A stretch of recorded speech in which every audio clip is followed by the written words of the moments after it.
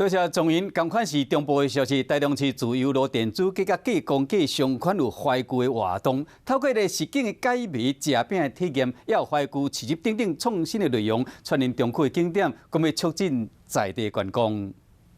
台中市经发局特别找自由路电子街计工机相关店家资源，办理中区怀旧盛会系列活动。那这个活动主要是希望大家来闯关。 好，那同时也来我们台中吃饼，好，希望把我们这台中这个糕饼的商家的生意把它带起来。